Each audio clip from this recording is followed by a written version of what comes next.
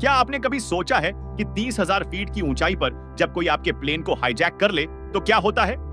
जब सामने north Korea है और पीछे से साउथ कोरियन फाइटर जेट्स आपको शूट करने के लिए तैयार हो, तो सुनिए 1971 की सच्ची कहानी, जहां एक पायलट जो पहले एयरफोर्स में था, अब 50 पैसेंजर्स की जान बचाने के लिए लड़ता है एक डेस्परेट हाईजैकर के अगेंस्ट। ग्रेनेड्स, गन्स और 10,000 फीट से क्रैश लैंडिंग। यह है हाईजैक 1971, जहां हर सेकंड मैटर करता है और हर डिसीजन जिंदगी और मौत का। तो दोस्तों, यह कहानी शुरू होती है दिसंबर 1969 से। साउथ कोरियन एयर स्पेस में एक YS-11 पैसेंजर एयरक्राफ्ट उड़ रहा है, लेकिन यह कोई नॉर्मल फ्लाइट नहीं है। इसे हाईजैक कर लिया गया है नॉर्थ कोरियन एजेंट्स ने। साउथ कोरियन एयरफोर्स के फाइटर पायलट टाई इन को ऑर्डर मिलता है, इस प्लेन को शूट डाउन करो, इससे पहले कि यह नॉर्थ कोरियन एयर स्पेस में एंटर कर जाए। टी इन अपने फाइटर जेट में है। वो हाईजैक्ड प्लेन के पास आता है। कॉकपिट में वो देखता है कैप्टन की सीट खाली है, लेकिन को पायलट एसईओ मिनसू वहां बैठा है और वो तेइन की तरफ नॉड करता है, जैसे सिग्नल दे रहा हो कि वो हेल्पलेस है। तेइन समझ जाता है मिनसू को फोर्स किया जा रहा है। प्लेन में पैसेंजर्स हैं, इनोसेंट लोग। अगर तेइन ने शूट किया तो वो सब मर जाएंगे।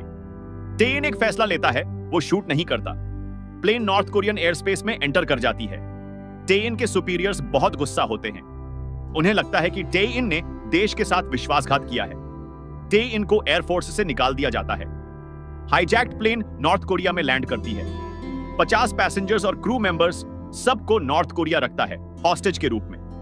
कुछ महीने बाद नॉर्थ कोरिया 39 पैसेंजर्स को रिलीज करता है, लेकिन 11 लोग, जिनमें मिनसू भी शामिल है, नॉर्थ कोरिया में ही रह जाते हैं फॉरएवर।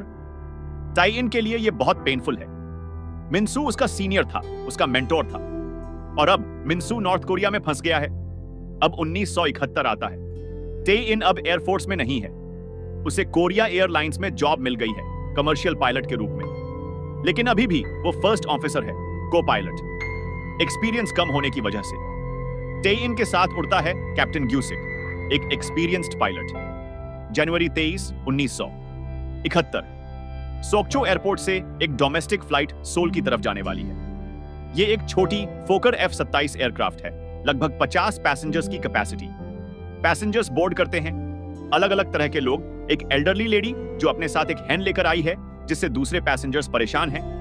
एक यंग हनीमून कपल, एक बिजनेसमैन और उसका असिस्टेंट, एक एक्स पुलिस ऑफिसर और उसकी वाइफ, एक टीचर और उसके स्टूडेंट्स, और बाकी लोग। क्रू में हैं कैप्टन ग्यूसिक, फर्स्ट ऑफिसर टेन, फ्लाइट अटेंडेंट ऑक्सवन और एक air marshal security officer. Flight take off करती है। सब कुछ नॉर्मल लगता है, लेकिन तभी एक यंग पैसेंजर खड़ा होता है। उसका नाम है योंगडे। योंगडे अपनी जैकेट खोलता है। उसके बॉडी पर ग्रेनेड्स बंधे हुए हैं, हैंड ग्रेनेड्स। उसके हाथ में पिन है। पूरी फ्लाइट में पैनिक हो जाती है। लोग चिल्लाने लगते हैं। योंगडे चिल्लाता है, शांत रहो, मैं इस प्लेन को हाईजैक कर रहा हूं। अगर किसी ने कुछ किया तो मैं सबको उड़ा दूंगा। एयर मार्शल एक्शन लेने की कोशिश करता है, लेकिन योंगडे उसे पहले ही ओवरपावर कर देता है और उसकी गन छीन लेता है। अब योंगडे के पास गन और ग्रेनेड्स दोनों हैं। योंगडे कॉकपिट में जाता है। वो कैप्टन ग्यूसिक और टेन को ऑर्डर देता है, इस प्लेन को नॉर्थ कोरिया ले चलो, ईस्ट सी की तरफ। टेन और ग्यूसिक शॉक्ड हैं। योंगडाई एक्सप्लेन करता है, 1969 में जिस हाईजैकर ने प्लेन नॉर्थ कोरिया ले गई थी, नॉर्थ कोरिया ने उसे हीरो बनाया, बहुत पैसे दिए। मैं भी वही करना चाहता हूं, मैं हीरो बनना चाहता हूं। टे-इन को 1969 की मेमोरी याद आ जाती है, जब वो शूट नहीं कर पाया था, और अब फिर से वो एक हाईजैक्ड प्लेन में है। टे-इन और ग्यूसिक हारे हुए ऑप्शन सोचते हैं। वो प्लेन को ईस्ट सी की तरफ फ्लाई करने लगते हैं, लेकिन तभी टर्ब्यूलेंस आती है। प्लेन हिलने लगती है।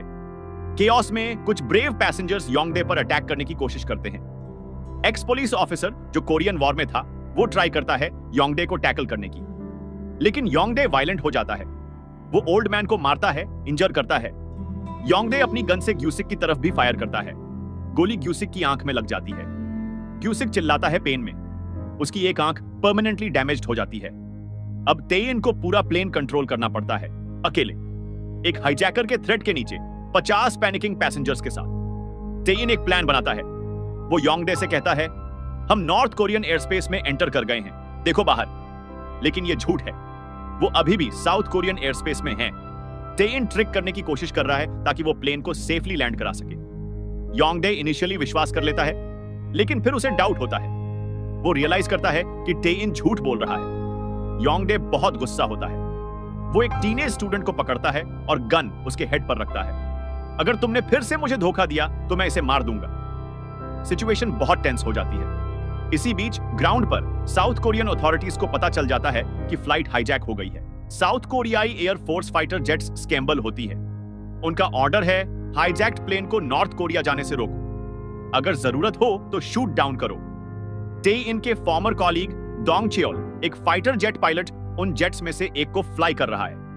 वो रेडियो पर टेन को वार्न करता है, टेन, तुम्हें प्लेन टर्न अराउंड करना होगा।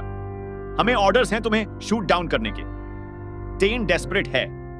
वो कहता है, मुझे थोड़ा टाइम दो, मैं सिचुएशन हैंडल कर लूंगा। लेकिन सिचुएशन वर्स होती जा रही है। नॉर्थ कोरियन फाइटर जेट्स भी अप्रोच कर रही हैं दूसरी तरफ से। अब hijacked plane south Korean jets और नॉर्थ कोरियन जेट्स दोनों के बीच में फंस गई है। टेइन को एक ड्रास्टिक डिसीजन लेना पड़ता है। वो डिसाइड करता है कि वो प्लेन को क्रैश लैंड करेगा एक बीच पर, डिलिबरेटली।